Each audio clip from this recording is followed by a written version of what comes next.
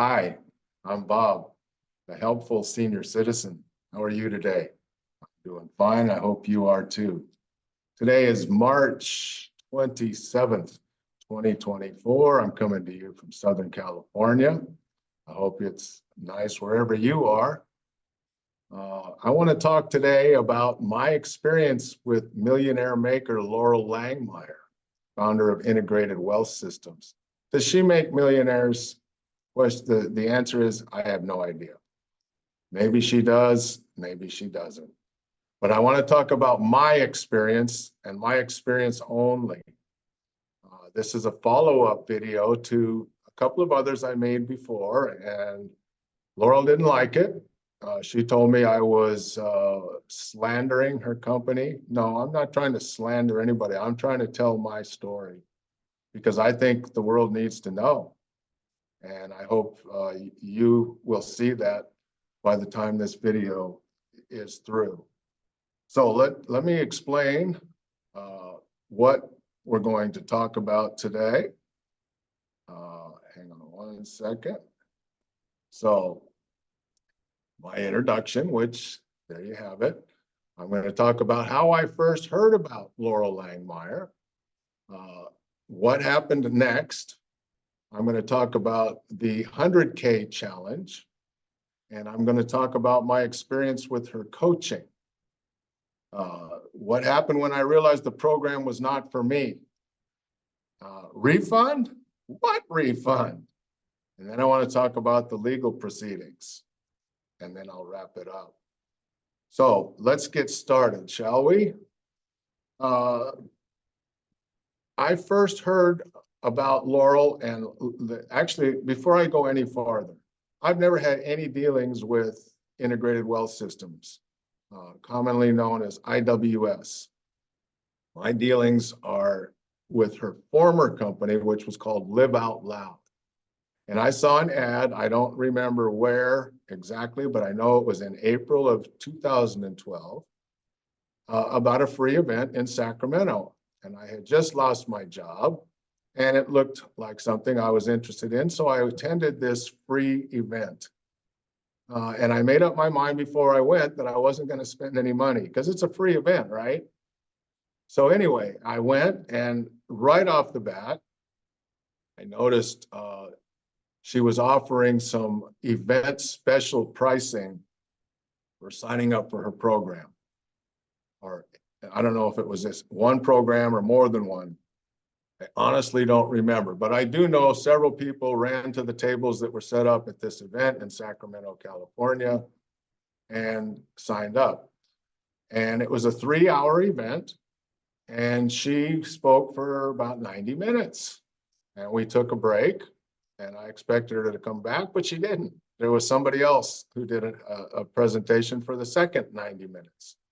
So once I realized that she wasn't coming back, I left.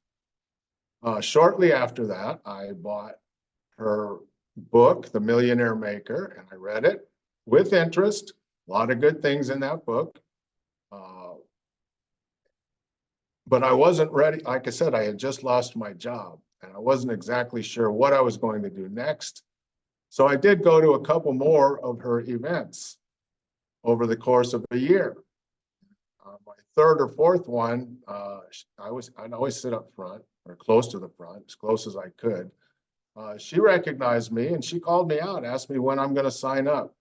I didn't say anything, but I should also say that after I went to that first event, because it was a free event, I had to provide an email address and phone number, and the phone calls began. People were calling on a regular basis, trying to get me to sign up. For most of the time, I didn't even answer the phone because I knew what it was going to be about. So that's how that happened. Well, a couple of years later, in late 2014, I had pretty much hit bottom financially. I didn't know where I was going to go, but I saw another ad. And this one talked about her 100K challenge. If you did this program, after 1 year, you would make $100,000. And for a guy who's scraping to make rent, That sounds pretty good, especially when there's a guarantee. It was guaranteed, money back, it said. So the phone rang not too long after that, and this time I was interested to at least ask questions, and I spent a good at least 2 hours, maybe 3 hours on the phone with, I don't know if the guy is a salesperson or what his title was, but he answered my questions. And make a long story short, I signed up for the 100K challenge. I was raring to go. I couldn't wait to get started. I was reassured that I was in the right place. I wasn't sure what business I was going to be starting, which is what I was told was going to be what the program was about. They were going to help me develop a business that is custom fit to me, my personality, my interests, and all of those types of things. Sounded pretty good. Well, the first thing I was supposed to do was go to an event, which was in San Diego. It was a weekend event. I think it was 2 days.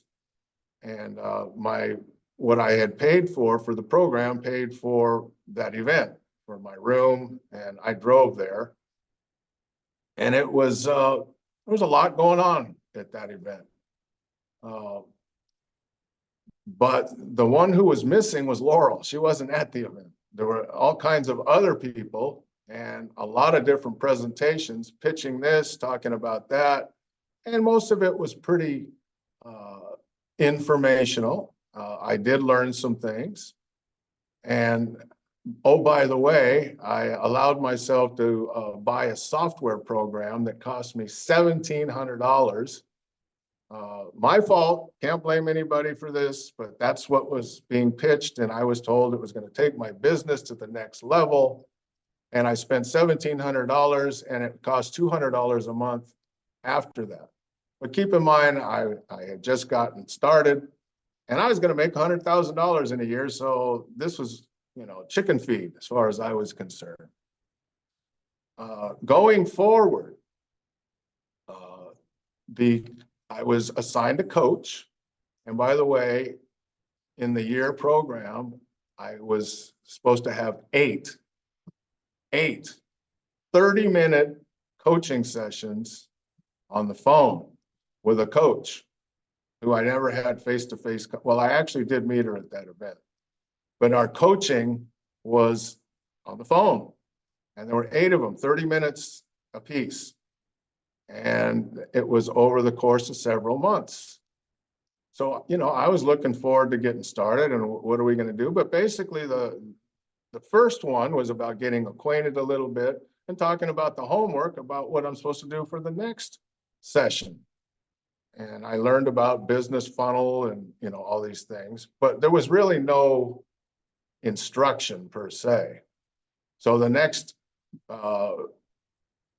coaching session, we talked about the homework that I struggled with and didn't really understand why I was doing it. I still don't know what business I'm in. What am I preparing for? Well, hang in there, I'm told.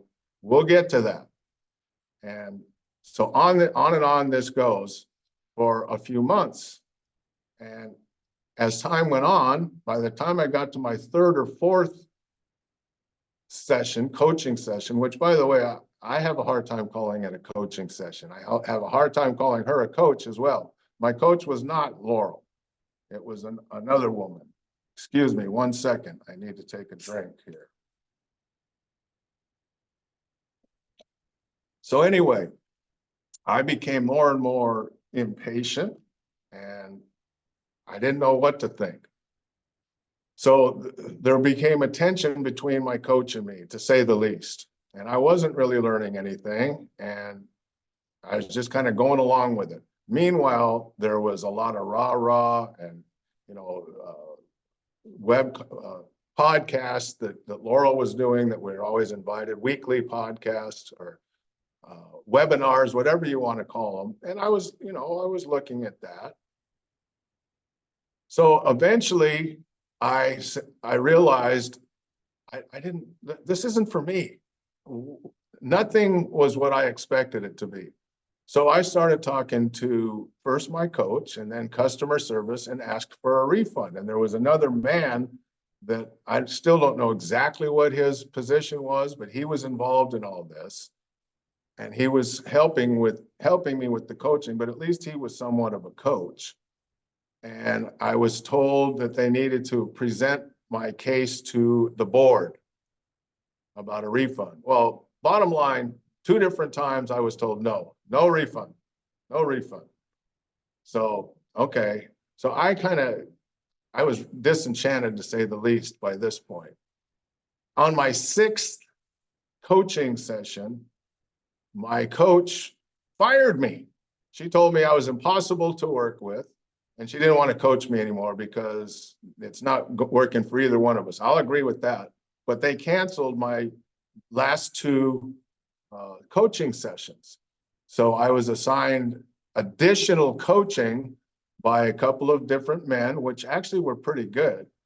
But I wanted out. I just realized I was in over my head. It wasn't going the way I thought. I just wanted to get out. But that wasn't going to happen. So I dropped the ball. I'll admit I dropped the ball because I wasn't into it. I didn't feel like it was addressing what I had signed up for. And to this day, I don't know what business I was being prepped for. So anyway, long story short, too late, but this is my story. I took legal action against Live Out Loud. And I had to file, it was a small claims case, and the maximum amount that you can sue for is $10,000, and you have to sue in the county where the business home headquarters is, which at that time was Zephyr Cove, Nevada. I live in Orange County, Southern California. So it's a 9-hour drive. I filed my case. I drove to the courthouse was actually at State Line, Nevada, which is the same county. I think it's called Douglas County. I'm not 100% sure, but that's where the court was. And I won. I sued for $10,000 and I won. I was ecstatic. But wait, there's more. In Nevada, a defendant can appeal a small claims court and hire an attorney. Well, guess what? That's what Live Out Loud did. So I had to come back for another court case, another 9-hour drive, spend the night up there and face an attorney. I could have gotten an attorney too, but I didn't have the money for that. I figured I had a pretty solid case. Well, I lost. And here's why I lost. The judge actually had to scratch his head. I could tell he wanted to award me the win. But when I signed the original contract back in 2014, by the way, this was in late 2015, maybe early 2016 that this court case was happening. There's what's called an arbitration clause built in to the contract. And I saw that and I read it and it looked a little troubling, but I didn't pay attention.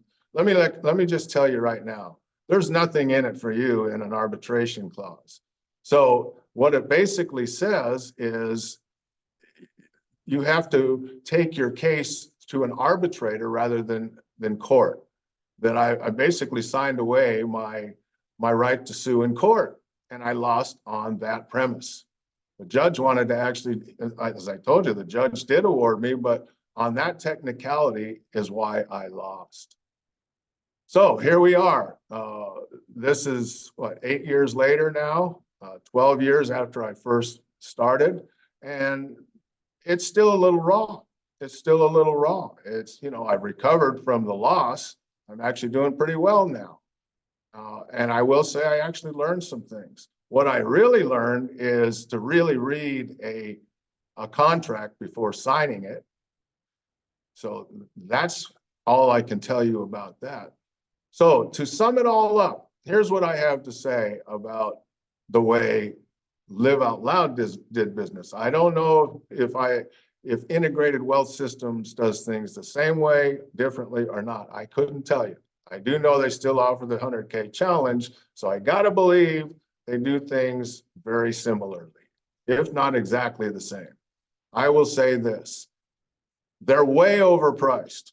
Everything I did learn, I could have learned myself for free by taking the time to research and do my due diligence. I could have got everything I learned for free. So, you know, it's not to say that they were giving bad information, but I spent over $15,000. Now, it was 7,500 of that was what it cost me to sign up for this 100K challenge. The rest was, I'd already told you about the software, and there were other things. And the upsells, the phone calls, all of the events, it's upsell after upsell all the time. It's always something else. And I just, you know, that to me doesn't set well with me. I don't know. I stopped short of calling her or them a scam. I wouldn't say that. I don't know if they're honorable or not. I'm not going to give them that distinction either. Only they know for sure what their motives are and what they're all about. I'm telling you my experience. So there are a lot, and I mean a lot of ways to learn what I learned for a heck of a lot less money. You could even for free. It's going to take some time and it's going to take some research, but it's out. All the information is out there. I'm not saying she doesn't create millionaires. I don't know any of them. I can't dispute it. I can't confirm it. But for me, it was a bad experience that I needed to share with you. So that's basically my story. You can read my written account of this on my website, helpfulseniorcitizen.com. There'll be a link to this YouTube video on the website, on the article. So there you have it. If you have any questions or comments, please leave them in the comment section below, and I'll be happy to respond to them for you. I hope you'll give me a thumbs up for this video, and it'd be great if you were to become one of my followers, if you would subscribe to this YouTube channel. So that's it for me. Thank you for watching. Over and out. I hope you have a good day. Thank you. And we will talk in the next video. Bye-bye.